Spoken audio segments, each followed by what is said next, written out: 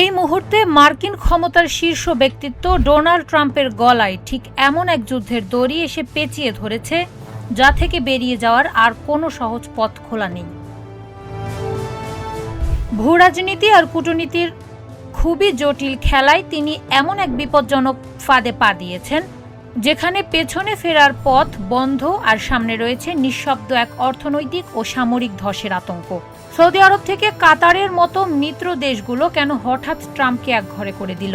কিভাবে আমেরিকার ঘনিষ্ঠ সহযোগীরা ট্রাম্পের চরম ঝুঁকিপূর্ণ চালের সামনে দেয়াল হয়ে দাঁড়ালো? আর অন্যদিকে মধ্যপ্রাচ্যের পরাশক্তি ইরান কিভাবে পরিস্থিতি সম্পূর্ণ নিজেদের নিয়ন্ত্রণে নিয়ে মার্কিন প্রভাবকে তলানিতে নামিয়ে আনছে? আগামী কয়েক মিনিটের এই গভীর, রোমাঞ্চকর ও রহস্যঘন বিবরণী আপনাকে আন্তর্জাতিক রাজনীতির এমন কিছু গোপন সমীকরণের মুখোমুখি দাঁড় করাবে, যা সাধারণ সংবাদের পাতায় উঠে আসে না। ভিডিওটির একটি সেকেন্ডও বাদ না দিয়ে শেষ পর্যন্ত মনোযোগ দিয়ে দেখতে থাকুন, কারণ প্রতিটি তথ্যের ভেতরে লুকিয়ে আছে এক অবিশ্বাস্য সত্য। ঘটনার সূত্রপাত ঘটেছিল খুবই নীরবে, কিন্তু তার পরিণতি হতে যাচ্ছে খুবই ভয়াবহ। আজ থেকে ঠিক দুদিন আগে পুরো বিশ্বের চোখ যখন মধ্যপ্রাচ্যের উত্তেজনার দিকে নিবন্ধিত ছিল, ঠিক তখনই ডোনাল্ড ট্রাম্প তার রাজনৈতিক ও সামরিক জীবনের সবচেয়ে বড় ঝুলন্ত সিদ্ধান্তের মুখোমুখি হন।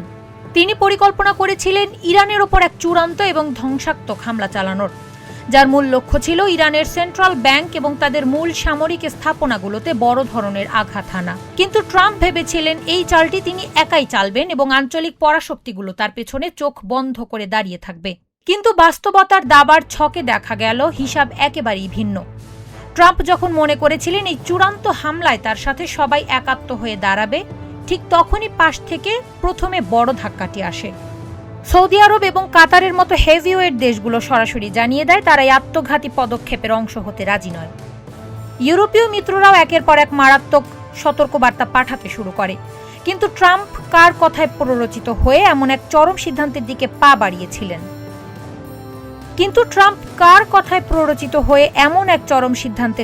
বাড়িয়েছিলেন? ট্রাম্প নিজেই আজ মুখ খুলছেন এবং স্বীকার করছেন যে এই বিপজ্জনক খেলায় তাকে সবচেয়ে বেশি প্ররোচিত ও ইনফ্লুয়েন্স করেছিল মধ্যপ্রাচ্যের নির্দিষ্ট কিছু আঞ্চলিক শক্তি। কুয়েত, বাহরাইন, জর্ডান এবং অবশ্যই ইসরায়েল, এই দেশগুলো ট্রাম্পকে ক্রমাগত বোঝাতে শুরু করেছিলেন যে ইরানকে আক্রমণ করে পুরোপুরি ডিস্ট্রয় বা ধ্বংস করার এটি উপযুক্ত সময়। তাদের যুক্তি ছিল ইরানে আঘাত হানলেই এক অলৌকিক ও ইতিবাচক ফলাফল আসবে। অন্যদের কথায় প্ররোচিত হয়ে ট্রাম্প অন্ধের মতো বিশ্বাস করতে শুরু করেন এবং ইরানে হামলা চালানোর চূড়ান্ত সিদ্ধান্ত গ্রহণ করেন। কিন্তু পর্দার পেছনের এই পরিকল্পনা যখন বাস্তবায়নের একদম চূড়ান্ত পর্যায়ে পৌঁছাল, তখন আসল অচল অবস্থা তৈরি হলো। যখন ট্রাম্প সিবিআই বা সেন্ট্রাল ব্যাংকে আক্রমণের সিদ্ধান্ত পাকা করলেন, ঠিক তখনই আন্তর্জাতিক কূটনীতিতে প্রথম সরাসরি ইন্টারফেয়ার করে কাতার। দোহা সরাসরি ট্রাম্প প্রশাসনকে জানিয়ে দেয় আমেরিকা যদি ইরানে আঘাত হানে, তবে পাল্টা আঘাত সরাসরি এসে পড়বে কাতারের বুকে। কাতারের ওপর হামলা হলে সেই ক্ষয়ক্ষতি সামলানো বা হজম করা আমেরিকার পক্ষে কোনোভাবেই সম্ভব নয়। কাতারের এই অদম্য ও শক্ত অবস্থান ট্রাম্পকে প্রথমে বড় ধরনের ধাক্কা দেয়। তবে নাটকীয়তার তখনও অনেক বাকি ছিল। কাতার যখন ট্রাম্পকে চরম বার্তা দিল, ঠিক তার পরপরই এই চিত্রে সরাসরি প্রবেশ করেন সৌদি আরবের মূল কাণ্ডারি।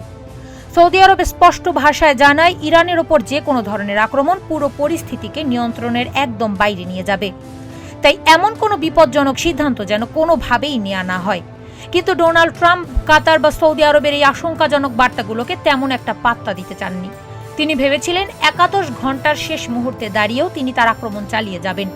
ঠিক তখনই সৌদি যুবরাজ মোহাম্মদ বিন সালমান সরাসরি হস্তক্ষেপ করেন এবং ডোনাল্ড ট্রাম্পকে ফোন করেন। সেই টেলিফোন কথোপকথনে যে আলটিমেটাম বা থ্রেট ট্রাম্পকে দেওয়া হয়েছিল তা মার্কিন অর্থনীতির ইতিহাসে অভূতপূর্ব। মোহাম্মদ বিন সালমান সরাসরি জানিয়ে দেন আমেরিকা যদি সত্যিই ইরানের ওপর ওই হামলা চালায়, তবে কাতার এবং সৌদি আরব তাদের কাছে থাকা সমস্ত মার্কিন ট্রেজারি বন্ড তাৎক্ষণিকভাবে ব্রেক বা বাস্ট করবে। সাধারণ কথায় আমেরিকার ট্রেজারিতে তারা যে বিশাল পরিমাণ অর্থ জমা রেখে বন্ড কিনে রেখেছে, সেই বন্ডগুলো তারা মুহূর্তে ভাঙিয়ে ফেলবে।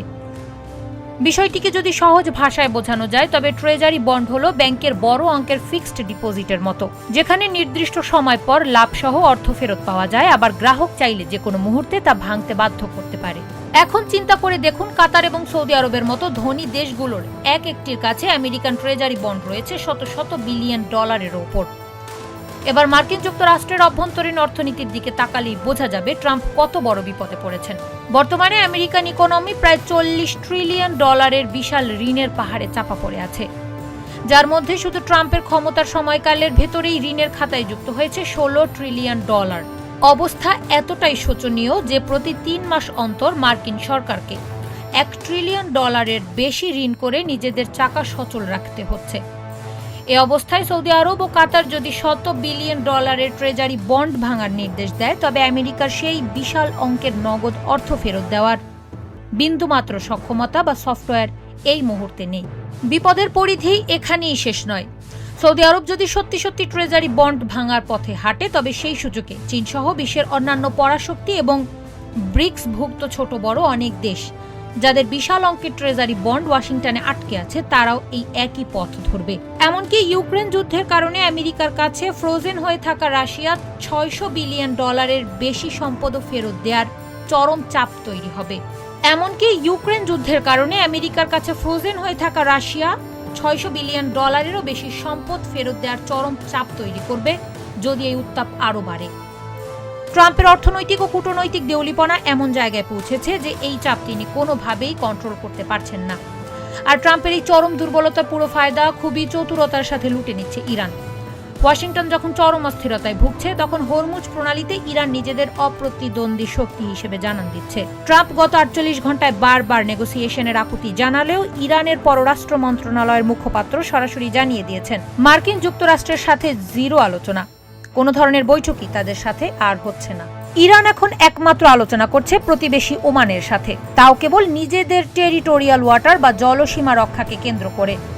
তবে ইরান স্পষ্ট করে দিয়েছে, ওমানের সাথে কোনো চুক্তি হওয়ার মানেই এই নয় যে হরমুজ প্রণালী সবার জন্য উন্মুক্ত হয়ে যাবে। আমেরিকা যে অপরাধ করেছে সেই অপরাধের পূর্ণাঙ্গ প্রায়শ্চিত্ত না করা পর্যন্ত হরমুজ প্রণালী মার্কিন বা তার মিত্রদের জন্য খোলা হবে না। এই প্রত্যক্ষ প্রমাণ মিলেছে। পরিসংখ্যান দেখলে গত 48 ঘন্টার এই প্রণালী দিয়ে মাত্র 38টি শিপ যাতায়াত করতে পেরেছে, যার মধ্যে কেবল 5টি ওমানিয়ান টেরিটোরিয়াল ওয়াটার ব্যবহার করেছে। আর এই 5টি জাহাজের কোনোটিতেই তেল, গ্যাস বা কোনো জ্বালানি ছিল না, সেগুলো ছিল সাধারণ বেসামরিক পণ্যের শিপ। অর্থাৎ ওমান ও ইরান হরমুজ প্রণালীর মূল নিয়ন্ত্রণ নিজেদের হাতে শক্ত করে ধরে রেখেছে এবং ইরান নিশ্চিত করেছে যে উত্তেজনার অবসান না হওয়া পর্যন্ত তারা কোনোভাবেই এই পথ স্বাভাবিক করবে না। আমেরিকা একদিকে $40 ট্রিলিয়ন ঋণের বোঝার নিচে পিষ্ট, যার মধ্যে $16 ট্রিলিয়ন বেশি ঋণ হয়েছে ট্রাম্পের আমলেই। মার্কিন জনগণের কাছে এই দেউলিয়াপনার জবাব দেয়া ট্রাম্পের জন্য অসম্ভব হয়ে দাঁড়িয়েছে। অন্যদিকে আমেরিকান মিলিটারি ক্যাপাবিলিটি মধ্যপ্রাচ্যের তলানিতে এসে ঠেকেছে। ইরান ভালো করেই জানে আমেরিকা সেই শক্তি আর নেই, আর তাই গত 2 সপ্তাহে ইরান একটি মারাত্মক স্পেশাল ল্যান্ড অপারেশন চালিয়েছে। এখন সেই চরম পরাজয় থেকে বাঁচতে ডোনাল্ড ট্রাম্প এক অদ্ভুত ও মরিয়া পথ বেছে নিয়েছেন। পেন্টাগন ও সেন্টকম সূত্রে জানা গেছে, ট্রাম্প তার সামরিক নেতৃত্বকে নির্দেশ দিয়েছেন ইরানের ওপর যেন কোনো সাধারণ আক্রমণ নয়, বরং কিছু ক্রিয়েটিভ অ্যাটাক করার জন্য, যাতে ইরান চমকে যায় এবং ভীতি তৈরি হয়। শুধু তাই নয়, সেন্টকম থেকে বিভিন্ন আন্তর্জাতিক বিশ্লেষক ও মিডিয়া হাউসে ইমেইল পাঠিয়ে নির্দেশনা দেওয়া হচ্ছে যেন তারা ইরানকে নিয়ে কাল্পনিক ও বিভ্রান্তিকর ক্রিয়েটিভ নিউজ বা প্রোপাগান্ডামূলক আর্টিকেল প্রকাশ করে, যাতে মানুষের মধ্যে মনস্তাত্ত্বিক ভয় ঢুকিয়ে দেওয়া যায়। কিন্তু আমেরিকার এই সস্তা চাল সম্পর্কে ইরান শতভাগ সচেতন। নিউ ইয়র্ক টাইমসের মতো আন্তর্জাতিক গণমাধ্যমের খবর অনুযায়ী ইরান খুবই দৃঢ়ভাবে বিশ্বাস করে যে ডোনাল্ড ট্রাম্প শেষ পর্যন্ত এমন এক মহাবিপদে পড়বেন, তিনি বাধ্য হবেন ইরানের দাবি মেনে নিয়ে প্রায় $300 বিলিয়ন ক্ষতিপূরণ দিয়ে এই যুদ্ধের সমাপ্তি টানতে। আর আমেরিকা যদি তা না করে, তবে হরমুজ প্রণালী অচল রেখেই ইরান সেই $300 বিলিয়ন উদ্ধার করার সুব্যবস্থা করে ছাড়বে। সব মিলিয়ে ডোনাল্ড ট্রাম্প আজ এমন এক গোলকধাঁধায় আটকে আছেন, যেখান থেকে বের হওয়ার প্রতিটি দরজায় পাহারা দিচ্ছে তার নিজেরই তৈরি করা মারাত্মক ভুলগুলো। তার শত্রুরা তো বটেই, তার ঘনিষ্ঠ স্ট্র্যাটেজিক অ্যালাইরাও আজ তার বিরুদ্ধে দাঁড়িয়ে গেছে।